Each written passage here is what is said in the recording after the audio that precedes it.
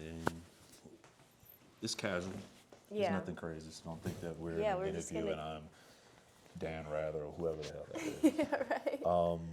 But yeah, welcome to Art Hunters, the podcast where we search for everything creative in Louisiana so you don't have to. I'm here with Ellen Ogden, a great artist based out of Baton Rouge, Port Allen to be specific, but Yeah. Baton Rouge artist. How's it going on? It's going good. Yeah, going good? born and raised Baton Rouge, West Baton Rouge recent resident. So, yeah, things are good. Recent resident, so you I moved there mean, more recent? Within the last 5 years, yeah. Okay. Yeah. Okay. So I mainly wanted to have a conversation with you specifically about like public art and street art. I know we always refer back to the big piece that you've done, the Lady Justice. Is that the best title? What's the title for that? Or Man. what's the story behind it, I guess? I is think we the were main trying thing. to think about when it happened, which is going to tell why I don't remember the title that came up. Correct. So I think it was like we said, 2017, 2018, and it was a project that was about unequal pay for women, but particularly women heads of households as one of the 9 drivers of poverty. Okay. Particularly in our state, we have one of the highest rates of unequal pay. I can't believe I remember all this, but it's such an important That issue. spark, yeah. Yeah, so, and it's one, like, speaking of, probably, like, getting ahead of myself, No. but it's one that I, as a white woman, don't experience as much as a other race. So I wanted to be really allegorical Okay. in what I depicted and Yeah. not be, act like I had all these knowledge or experiential awareness of it. And so I went into Lady Justice for that because so I made her something that was colorful, like maybe racially ambiguous as a Yeah. statue more of anything, Okay. and it's super strong. Okay. Yeah, so she's like crazy buff. That's so that and that I'm curious about that because every time I pass it, it does evoke that image of like it is not only racially ambiguous, it can also be like just sexually ambiguous too. Exactly, gender is kind of vague as well. Yeah, and I've always was curious as to, I guess your creative decisions behind that. I didn't know if that was just like It's hard to for a go back reason, that far. you know. Yeah. So that project, like looking at it, I have this thread that I want to continue. And actually, it's funny you're asking about it because I reached out to Morgan at the Walls Project Oh, yeah? to try and get contacts to continue Yeah. on that project because it was done in a whirlwind. I had a full-time job. They selected artists, did design phase where we had 2 to 3 weeks of me submitting initial, then revision and committee review and revision and then production. After just like 2 weeks while I'm working full time, got selected, and then 2 weeks of production on the lift. So this all happened in like month and a half. And so Really? with a big public piece like that, like you sit on it and you kind of like, you want to make the production really integrated into the idea and the community. You did that within a month and a half? For my end of it. Oh, they were working but I mean, on, but still though, like you did that in only a month and a half. with all of the back and forth of revisions, getting selected, wrapping my head around the whole prospect and like issue, like the public issue in general is one thing. Right. Kind of getting right. educated on that, but then trying to design around that too is like, so it was fast. And when you sit on something and you have opportunity to develop with the people that are both making the project and enacting it and have the issue that the project is inspired by, you come up with different things. So as I've learned more and more, I want to go back to it and do more with it, where it would be more of a community-based thing, and you can add to it visually to signify that. But so your initial, I guess, contact with, was it? So the Walls Project coordinated that, or yes. 'cause I know as an artist that I do murals, but I don't do them just like consistently enough to know. But like, so you didn't contact, or did the business or the building owners contact the Walls Project? Is that how that works? That's part of what I think would be helpful to have the artist involved in, and I don't know how it always goes. For the Walls Project and this project, I think it's called. Walls Project, I don't remember the name, but there's a whole series for the 9 drivers of poverty. And so they had developed this concept and done calls and or outreach for artists that would have been good for production in those particular drivers. Or so it was kind of a RFP, request for proposal process, and then yeah, and so the production side or the conception side was Wall's project. As far as how they got the building owner involved, I don't know. I don't know that part so of it. it was like a call that they put out eventually. Yeah. After they had already been kind of working with the owners. The concept. And they already had this 9 so they drivers. already had did they have the concept as far as what the finished product of the mural was going to be? Or was it not just at all. the themes of... They just had, unequal pay for heads of household. They had all of the drivers of poverty listed, and then the RFP was a call for which one, Were they doing like some as far type as of... I remember, yeah. Were they doing like some type of education on those 9 drivers of poverty? Yeah, they did a lot of research on that and gave me kind of like a blurb about it, and then some resources. From what I think they gave me was just their blurb, essentially. And then from that, I kind of took what they referenced and like... And then did your own... Yeah, in that very compressed timeline. That's a short time. Honestly, yeah. I mean, if I'm not mistaken, that is the largest, to me, that I've seen, largest mural in the city. I don't know if it's the largest in the city. I haven't seen one larger than that.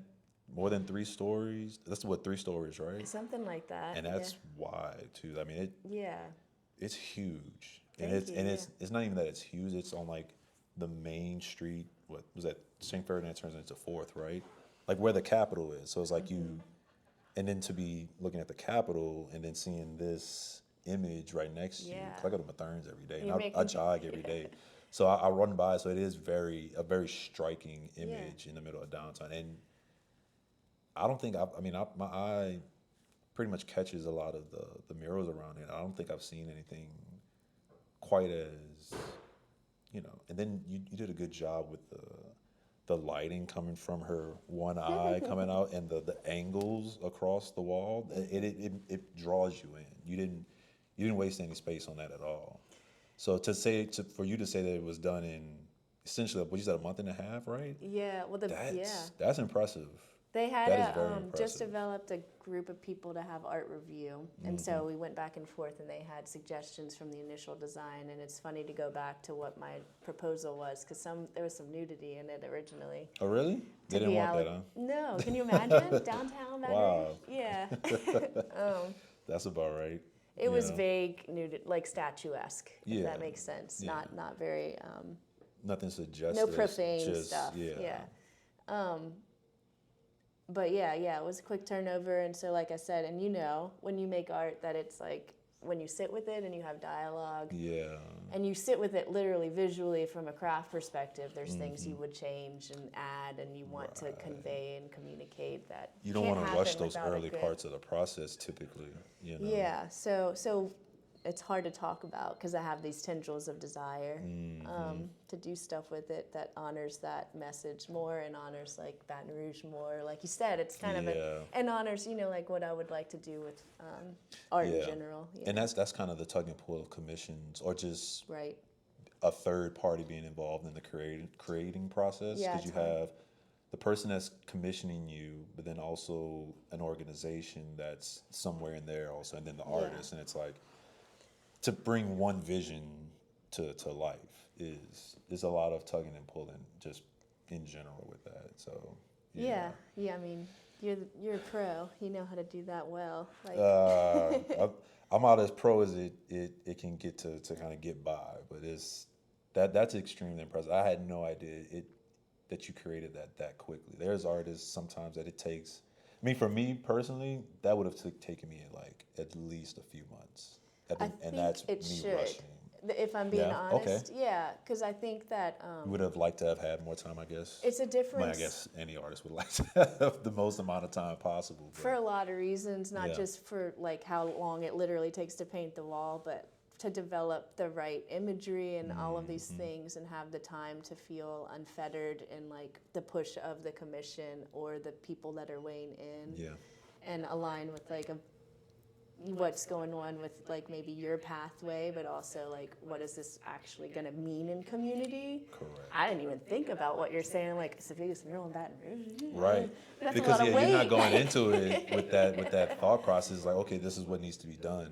Right. And here's the creative vision I have for it. And then, which is where the art comes in. It's just in a social sense. Now the audience is brought into. Now their opinion is, and those thoughts get brought into it now. Yeah. It's where you're not thinking, oh, I'm about to create the biggest mural in the city. It's like, no, you create it, and then it just so happens as people start to take it in, oh, this is the biggest thing out here. I think the way that I think about art and public art, why I like public art, and is because I think of it really as sort of temporary.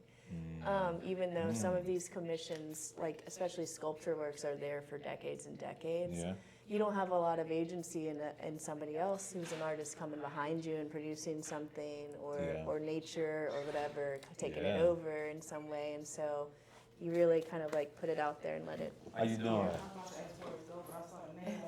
Oh, Mike, I got something in. I appreciate it. Awesome. Look at this. We get to do a package opening. Yeah, it's a segment now. Yeah. Mike Weir gets a package. I hope it's appropriate. If it's coming here, it damn well better be appropriate. What is this? Ooh, Serves Blue. Oh, I was looking for this. This is the new cerulean. Is that how you pronounce it? Yeah, cerulean. Yeah, I've been testing out some new. Cerulean is the one that I've always, and I feel like my work shows that sometimes. It's the one I'm always switching out. Okay. So I feel like I still haven't found the perfect one. I think this might be the one I like finally. Williamsburg's great paint too. It's expensive. Yeah, it's nice stuff though. You can tell the difference. I got a sample of it first, which was an issue. I was like, oh, this is perfect. And then I actually went to go buy. I was like, oh, snap. No, I did eventually. I was like, it's too good, but it's well, like. That's what I'm saying. You can't go back because you tried it, and it's just luscious, huh? It's too luscious. Yeah. Ooh, look at the package it comes in. It's gorgeous. Yeah. This is a good shot. I love that you have Harry Potter on your shelf. It's a good book. Real quick, I'm gonna sit right back down. It's controversial now, huh? Everything is. Yeah, she's weird. Yeah. she's. Aren't we all? No. Yeah, she's. She's got some hate weird though. That's what I mean. When I say weird, I mean you got some stuff I morally don't agree with. Right. But yeah, I grew up reading. That was like the first novels I read. Well, we were his age. Yeah, it made someone coming into high school, Right. to a new school for me in particular, Exactly, and then it was just so relevant of just, I don't know, I tell people all the time, man, like Harry Potter is one of those stories, and I guess that's a general thing for a lot of media that way, but the book has so much more detail to it than the movies. I know it got really popular with the movies, but the movies are really good, but man, those books originally, they were something. They really opened my eyes to just storytelling. Yeah. Like, you read and you hear stuff growing up, but we were like 12 when the first books first? I Do you thought we remember? were like in line with. I felt like I feel was like it his was like, age. When well, the I started books were high coming school out. in 8th grade, technically, for Okay. me.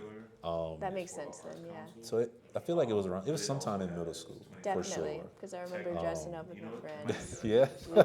We did that, yes. Look at you. So who did you dress up as? Or was We it would just just go wizards? we went to like the book release at Barnes & Noble and wore like witch hats, you know, like, yeah. It was, and that was controversial at the time, remember? No, I don't. There was like the Christian community with Oh. witchcraft. I was already It a heathen at that point, so like, and my Catholic school uniform. Right. Yeah. Yeah, my parents didn't look too deep into that, but there were a lot of people who Yeah, that's true. weren't into. I don't know. There's something about non-Christian anything that some folks kind of lean too far into, thinking it has to be a bad thing. Well, everything can be allegorical, and it doesn't have to be. Well, some things are just hateful. If we're going back to her, sometimes she's made some decisions. Oh yeah, her in particular, she is like a horrible person. Yeah. It's sad to see her. I don't like to demonize people because I like to wonder there's some sort of trauma or pain behind the hate. But when you Yeah, I start to draw the line. My lines are drawn at racism and bigotry overall. Like overt bigotry. Like when you are going out of your way to spew hatred towards not even just a person, but like entire groups of people that you clearly don't have any community with. Right. You shouldn't do it at all, but the community shouldn't matter. But it's you're sitting on a high horse just talking to a bunch of people about. You have a horse that you're high on, then you have to be really careful with that horse, right? Because we need all the love and all the kindness we can do with all of the things that we have going on in our world. Let's build some more bridges and figure out how to solve problems when it feels like we're powerless. You know, like, so like give a little bit of power outside of your scope. That was some poetry. I'm gonna snap. That was that, but it is the truth though, because life is too short. People are too beautiful to spend your time finding what you may not understand about them as this thing. And speaking to witchcraft in particular, to like make that circle with it, like you see that with people, like a lot of religions coming out of Africa, got demonized because it wasn't Christianity. And so I have this odd relationship. That's why I put a lot of biblical, allegorical imagery in my work. And I reference it, but I don't know, it's like this weird thing of just, I know how important the church was in the Black community just throughout history, but I also know that it was... For community. And which also gave it its unique spin on Christianity, whether it be the celebrations, the music, the literal safe places. But then it's also like, it was also used to make us forget who we were. Yeah. Which is such a weird thing to hold. So it's extremely... But as a human, you're still seeking connection. And so learning that, you can start to unpack and remove the things that don't make sense anymore. And so many things don't make sense. And just, but also root in the like awareness that there was love at the conception of it. Whatever human came in and messed that up a little bit is... Because when you just think about like, just Negro spirituals and the use of them to keep people safe. Yeah. So it's like you're using the thing that's being pushed on you to also, same thing with the braids and put in the paths to freedom in the braids so people could learn. I don't know about this. This is cool. Yeah, we would put like paths to freedom and paths to safe spaces in the different intricate ways that they would create the braids. That's beautiful. So it'd be literal maps. That's incredible. On the head. That's beautiful. There's a lot of history, Black history in particular, American history, that goes under the radar because it's a lot of, and it's something I want to really touch on at the end of this year, the power of oral tradition and oral word, specifically in the Black community. Of a lot of what we have came from talking and conversation. That's why rap is so powerful. And it had to be done. It was like necessary because you couldn't even learn or read. Read or write. Yeah. Right? That was illegal. But that's how that craft was formed so beautifully. Is like, because you had to be able to almost speak and double speak so often to where your language becomes this your English language. It's poetic in itself. And listening. I say this very often. I think I said it on the last podcast. We were talking about Cash Money. Okay. And like Juvenile. I have such a bond musically with Juvenile because he just sounds like the older men in my family. Okay. And the things he says and the way he says it and the way he tells stories, I know for a fact a lot of people don't pick up on the references he's making. But that's a craft as well. Is your ear. Is your ear able to receive that and is something why you're probably a great artist. You're sensitive to awareness and those entendres and those like nuance that like people don't have crafted because we don't have to. It's like we go to the supermarket for food because we don't have to learn how to farm or touch the dirt anymore, and so like that's beautiful. Like and we all have pockets of those knowledge, like working with indigenous cultures, the same thing. Same thing. And then I'm really interested over here in my sphere of knowledge to let the spheres bubble together so we can realign. And that's I've kind of spent a lot of time shifting my worldview. We went to probably similar schools where we learned a very similar history that was digested through very particular set of eyes. And as a woman, you unpack that a certain way. As a black man, you unpack that in a certain way. Correct. And then as an indigenous person, I have no idea how you unpack that until you have a conversation. Yeah, to have a conversation. Right. A conversation based in. I've been trying to work on giving people grace also, especially when I'm learning about other cultures, other ethnicities, and just because I find sometimes, and this is from me being like from the outside looking into other cultures, speaking to each other, sometimes there's a lot of tension and misunderstandings, but those conversations become important. Big time. I've had some really hard conversation. I've been accused of being all kinds of things, which I'm like, need to hear that. And also like, I don't need my voice to be loud enough to say my intentions right now. I need to be here to listen to this and feel abject, because there's not that many times, really. There's certainly plenty where I feel like I'm not heard because I have a woman's face and voice and body. But I don't have nearly as many experiences of being abject in a certain scenario or feeling like I'm overlooked as many people. Yeah. So I need to be that sometimes, you know? And it takes a lot of life learning to get to that point, to separate yourself from your ego from the perspective. As a guy, you know, I've had women tell me things all the time that just at first goes over my head. I'm like, I don't understand how you felt offended by that. Right. And then I'm like, let me not say that out loud. Number one, let me just listen. Give it some space. Give it some space. Yeah. Hear it, and then learn from it. And I just feel like some people turn into where like, well, I don't have to learn anything, or I'm gonna just dig my heels in the ground, and it's like, no, you're coming from a place where you're not experiencing the same thing, like. And that's what real space is like you actually have curiosity behind the listening that says like, I don't believe what you're saying because that's not my experience or knowledge, without opening your mouth and saying that, because you believe that there's a potential that you don't understand something. Correct. And that's where value that. Yeah. Man, that's something I've been trying to teach my son. Yeah.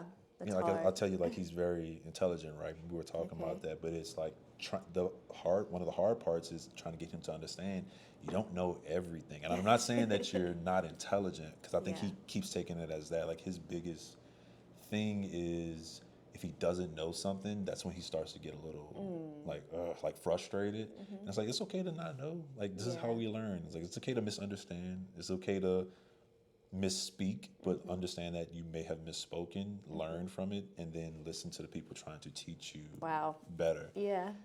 He's still figuring that part out. He's like, he gets it, but he's still like, you know, like, I'll write the number 5, and he's like, why'd you do it like that? And I'm like, this is just how I do it. He's like, you're supposed to do it this way. I was like, what way? The right way. This is the right way. This is the right way to do it. Like, all right. Well, there's an earnestness in that's like him finding his voice too, but also like there's a power in lineage and understanding. Correct.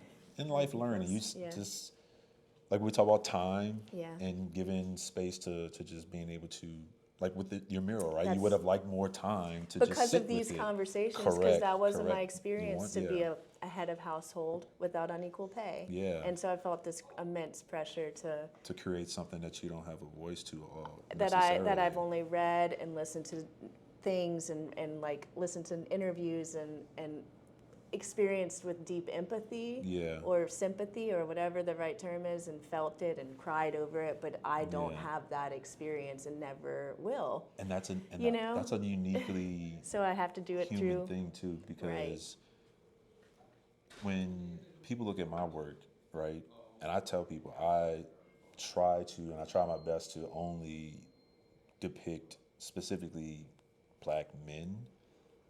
Not even black, like if it's black women in my art, I know the woman personally, and I try to bring that part of the story in because I know I can't speak to anything outside of that. Right. And it feels odd to me I've had this conversation with other white artists, you know, and I've had one recently actually, and the artist asked me, you know, why can't white people, or is there an issue with white people painting black people? I said, I mean, it depends on who you talk to. I said, but generally, most black people are going to want to know why. Yeah. what are you doing with that as a token? Is it like what are you saying with it? What are you saying with that? And because you don't have that experience, we really want to know what you're saying. And there's a whole history of, exploitation too, where it's like I'm using your black body to a degree. Yeah, that's what I mean about token. Or Same thing. Yeah, token is like here's this, and there's a level of dehumanization that comes with that. Yeah. So, but it's like I paint weddings, right? So there are all kinds of people. I'm painting white people all the time, right? But it's a commission. It's for a reason. It's the skill part of it. But like my original paintings is like, what story am I going to tell from the perspective of a white woman? Yeah, well, I don't know. So that's part of what like when I'm doing commissions with all these different entities, or like the residency I did where I worked with indigenous people. Yeah. Or that I had a lot of input from tribal historic preservation people. Yeah. And like even locally, if I work for a black business or whatever, I take my framing and recognize I have it, number one. Like recognize this is a frame with which that I'm going to perceive. I need to have open ears. And also try not to dismiss it because it's not the voice of, and use it as a bridge to whatever I can work in. And so that's why allegory is beautiful in my opinion, and why you can speak to the humanness. And so what that mural, it became about like letting go of shackles of things that people put on you, or like what's restricting to every experience. Everyone has that feeling at some point in their life where they feel, disempowered. I'm gonna run by that mural so different the next time. I've gotten so much context to it. And it's like like with everything, I'm just asking questions. My first question is always like, how did you do that? Because lifts scare me to a degree. Oh yeah, we talked about this before. Yeah, it's like you're not a height person. I'm not a big height person, and it's one of those things where I could do it if I needed to, but like just thinking about it prior to, it's always like. Yeah, no, I love that. I love the physicality of it. Like I like to be active, and it does something. That adrenaline runs on that too. I think somatically, that's how sometimes you get productive and creativity. Some people do better sitting comfortably, and for me, I like to be active in my production sometimes. So, and the conversations that happen when you're making things. That's true. I'm sure a number of people walked up while you were creating it, asking questions. I mean, it's a huge work. Did you have to reserve or block off space because is that a parking lot right where it's at, or how did you do that? That's one of the great things. I didn't have anything to do with that. The Walls Project had somebody that was working there that was super helpful, and she even painted some of the blue at the base of the wall. That helps. Yeah, coverage is the hardest part to me. Once it's like just covering the canvas. Once that's done, at that point it's like, all right, cool, how can I make this look better in a way, or how can I make this, give a little flair if you want, but just covering it. Yeah, that's the first part. That is the first part, the hardest part for me. One of the nice things we talked about having a third party, and like that's one of the beautiful things is that that organization in general is awesome. Like they do incredible things in Baton Rouge, and so they were there. You're talking about the Walls Project in particular? The Walls Project the Walls Project does a lot of great work. Does great work. Arts Council does good stuff, but like they were there to do as much as I would have liked to have been a part of developing and learning and like being able to immerse and say like maybe I'm not the best person for this, or maybe let's work collaboratively. They did all those logistics stuff. So like usually stuff I'm trying to can you please move your car and like put a cone out. But those little things that's huge. Help though. That's huge because like you said, like. People may see you, painting up on a lift, but most people don't. They're not going to consider that the lift is on the ground and taking up space. And they got it there, and they rented it, and they did all these hard things to do as an individual artist that you. Yes. So. Just that's hard to do, period. And then you have to get up there and actually create. This amazing piece of art. I did want to ask you more about. Just some of the things that you've been working on, just in general, if you want to just go in depth about it. I know we talked off mic a little bit about some things you were doing with the cemetery, some things you were doing with some of the local bird population, how to conserve that, which was blowing my mind. I mean, if you want to go in depth about any of that, I think both of those are extremely interesting to I me. think we both drive from passion. Like we both, our craft is driven from like an earnest desire to have a purpose to it. Yes. And a lot of that's hard to foster in a gallery space, which is why public art, I'd be doing a disservice to not say like, I'm not a graffiti artist and I owe all of this even ability to get on walls from a lineage that I'm not informed about. I'm ignorant and privileged Really? to be ignorant, you know? I mean, but I think that's part of the allure of street art is there is a level of passerby appreciation. Accessible, yeah. yeah. So And it's like that's- you may see it, but it's like I may not know who that person is or be fully immersed in that community. And there is a level of because a lot of graffiti art may not be technically legal. So it's Yeah. like, how do you navigate? It is kind of like the dark parts of the art world at times, but it is what in turn creates the culture a lot of times of a community because it's the people speaking. Right. You know. Well, that's what I mean is like even my very painting on a wall is a statement because I'm white and usually getting paid for it. Yeah. You know, so like That's I a would. perspective, man. Yeah. So I try and honor like the fact that this isn't really.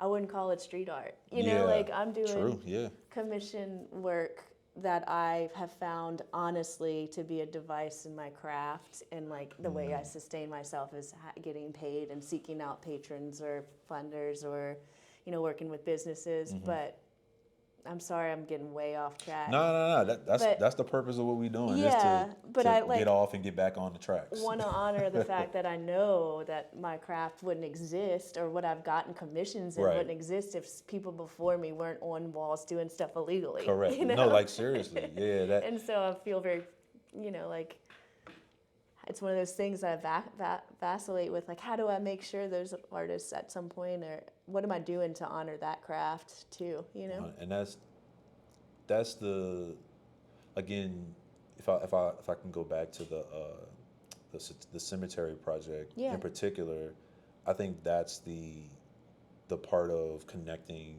the celebrations and the people now to like there is a through line of lineage that comes with being present at these cemeteries because what I find, and I don't know if this is related in any sense, but just not people don't want to go there, right? For whatever reasons. They get this rep through media as being these weird, creepy places. But no, these are people's loved ones, whether distant or close. And those names get lost the less you're engaged with them. So, tell me more about how that project works. I started painting cemeteries when I started painting outside maybe 10, 15 years ago. And they're quiet, meditative spaces where you're typically not interrupted for plein air, where you take your easel out into the space and paint. Okay, so you would go out to I paint still do. in the cemeteries, not painting on the cemeteries. No. Okay. Yeah, no, Want to no make that street art, no clarification. Yeah. graffiti, making depictions of what I'm seeing Okay, as a yeah. way to meditate, kind of mindful practice, and just like keeping my painting chops up. What is the experience painting like In a cemetery? yeah, like Pretty mixed, so that's Yeah. I like it because you're not going to be interrupted typically, or if you are, people either are from the neighborhood so you have good conversations, or they're there to pay homage to somebody and they're in a kind of reverent space. But going back or doing this through the years, I've learned cemeteries used to be like public park spaces, and they're designed a lot of times to be sort of recreational. Particularly our Magnolia Cemetery here, has that big archway. It was the edge of town, but it was the only public park at the time, really. So it's where didn't people know would that. go hang out. really Yeah, so it still holds that. I think they're full of nature. They're beautiful. They have an opportunity to be that. And growing up, I went to Sacred Heart, where I'd pass by all these cemeteries. yeah. And I had the same feelings of like, I used to hold my breath. That's a thing. Yeah, It was I've heard, impossible yeah. because it's cemetery after Yeah, cemetery. it's like 4 in a row. But that's It's like one of 4 those. blocks. Yeah, it's a taboo because people have this association with death, which is not unmerited, but it also is one of those things that isn't really the space. It's Yeah. a designed meditative space. So I think I see a potential for that coming back as a public space. Their walk-through areas. Every time I've painted in a cemetery, I've had conversations with people I never would have met who've told me stories about business that used to exist or who they're visiting or, and just interested. And so art has the ability to bridge that and to make people look up and be like, oh, this is a nice place to have a conversation. No, seriously. We need more public spaces to support different ways to bridge communities, in my opinion. And so, in particular with the project, are you bringing groups of people together to paint in the cemeteries? So what you keep referring to is this grant that I applied to, right? This okay, project, I'm sorry. So I proposed doing a project in a cemetery where I would be doing either public public plein air workshops. And bring in some other collaborative elements with artists. For instance, I have a theater friend who would be able to do like public enactments of local historical figures that might be buried there and touring there. And so when I did a residency in Minnesota, I witnessed walking theater, and the amount of people that showed up just because it was something cool and free to do and witness that was outside was like every age, every color, and I'm like, what the heck? And they started talking in the theater about subjects that might never have been talked about to some people. And so it created these conversations that you're like, wow, this has the ability, just getting people into a space for an art event has this ability to create these conversations that wouldn't happen because it's kind of unique and different. And you always wondered about that cemetery, you always passed by it. Now there's an event there, I feel safe enough to go there with people and there's something around it. So it almost, since I applied to that grant, it's grown, I've talked to more people and I have more ideas. So you're referencing a project. I'm like, I don't know, Mike. It might be this. Could be also this and this. But and this. that's the early stages of most projects, right? Where it's like you see the need. Yeah. You have the education, which is what I love about you, and something that I try to do myself is like before you jump into an art piece or anything at all, you try to educate yourself about it as much as possible. And once that education starts to set in, you really start to see the world view of the project, and now it's like you need to start, number one, advocating for it. It's like, well, here's what it is just in general.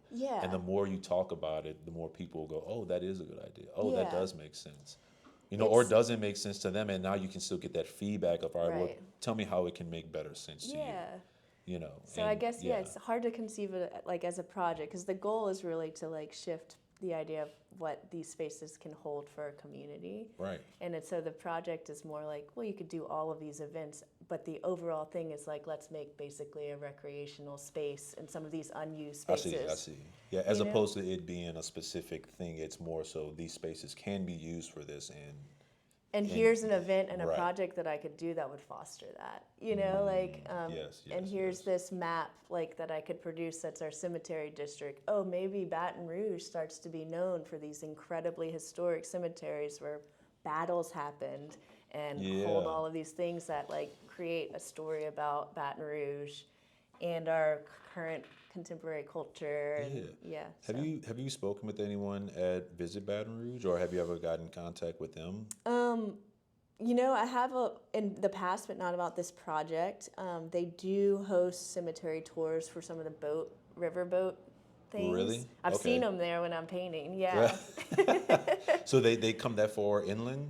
Yeah. And I think they just go to the cemetery and then roll out because there's one cemetery, I assume, or do they kind of? I haven't followed them because I'm sitting in one. Right, so doing your thing, So I should connect with the tour guides that are doing those. I know that the Capitol Park Museum does tours too around Spanish Town, and some cemetery stuff has been done in the past. And then there's a cemetery around Spanish Town? No, they do neighborhood tours. Okay, there. I see. And they do historical reference tours for Visit Baton Rouge. Is what I mean. And I know that they're all in the same ethos, but. There might be a cemetery near Spanish Town that I'm unaware of. That's another thing that I think this project could help. Kind of bring a light to some of these different areas where people are already interested in, but it's just like everything, you just got to spread the word a little bit more. Yeah. I think that we need, like I said, we need public spaces, and art is a way to bridge all these different ideas. So art is the cure. Art is one of many things one of many modalities we can use to come together for sure. 100%. Anything else you want to finish with? Anything else you want to plug? Yeah, I mean the birds right now. Oh yes, yeah. Tell me a little bit about that real quick. Yeah, so I'm really interested in how nature and allegory. You work with biblical things. How can we connect people into these messages that are uplifting, informing, educating? So the birds come through learning about nature and conservation and master naturalist programs in this Institute of Education of Environmental Communication I did at Loyola in the fall. It's all about creating ways to dialogue and change policy around stewardship and conservation. And I've witnessed birds die at the library. Almost every time I go, there was a dead bird next to the window that I worked at. And so I have done stained glass and window painting. And so now I'm trying to create art or installations, even if they're just pragmatic, to prevent birds colliding into windows. And we were talking before about, like, when you really step back and you soon, like, saying that in the micro, it's like, okay, yeah, birds running into windows, but then you think about how many large windows that they can't see that at all, and how many, you said there was a statistic you were talking about what was it again about the U.S. in particular? In the U.S., like our biodiversity is an issue as climate shifts and as like developments take over ecology. And so in general, birds have depleted their populations by 3 billion since 1970. So that's 30% of all of our birds has been lost since 1970. Yeah, sorry about that. You're good. It was just buzzing next to you. But yeah, that's, and when you hear these statistics and it gives you context, it's like, I was telling you, there was a dead bird outside of my home. Like, and you see them way more often than you might think. And all it takes sometimes is someone to tell you that.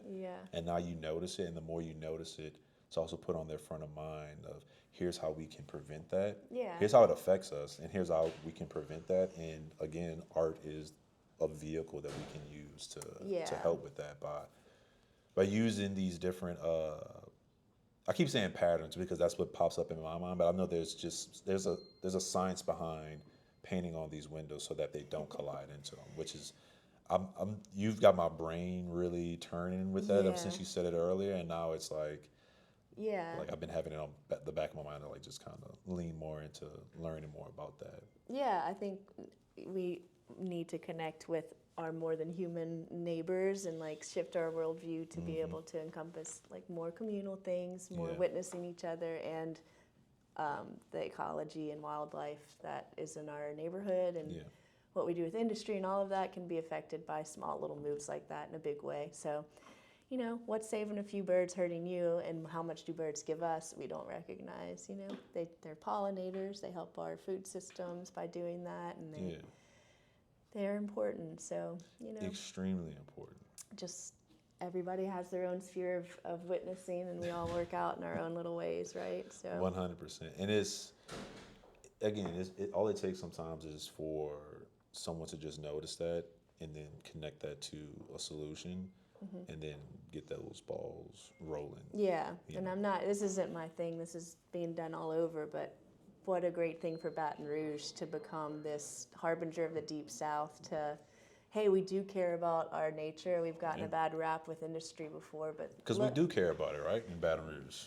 Well, we do, right? We do. Yeah. So, like, I think that there are core people that do, and I think industry that's here and our economy is run by things that might not be respectful all the time, but we can make measures to be citizens that care about it, and then bring that and let it ripple it out, and then Baton Rouge becomes known as this place where there's a ton of migratory bird fly over, and we care about it and we protect it, and other places start doing that, and then the populations come back. There you go. It's a solution. Sometimes all it takes is a small change. That's right. And a little bit of word.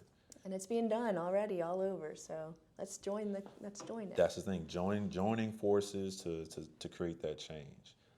Is there anything else you want to add Just in, or you thanks want for to add in your your Instagram website where people can find you if you'd like, or Yeah. if you want to be low key? I've been going on and just not saying where you can find me. Just figure it out. LO Artist is where you can find me. You're welcome to email me, ellenogdenart@gmail.com. Collaborate with me, come to me and see if you want to work together, or give me some ideas or projects, and let me do the same for you. If you need help with anything, I'm here. And like Mike's here for a lot of artists. Thank you for letting me be I try here. my best. Thanks for letting me. Yeah, we always have a good conversation. You're one of the artists that I always like to. I didn't even know we were to. going to have this conversation today. So. That's how it works sometimes. Yeah. You know, and I know in general we usually have good conversations, and we're trying to bring people on that, you know, that can add a little bit more to the overall conversation, because Baton Rouge is a big city, but it's also not that big to where the artist in particular can have one specific mindset and one specific goal, which is the betterment of the greater Baton Rouge area. Yeah. Whatever that means, but through the arts and us You're all doing a working great together job and with talking. that. Man. Yeah. Appreciate it. You're doing just as much, if not more, than I can.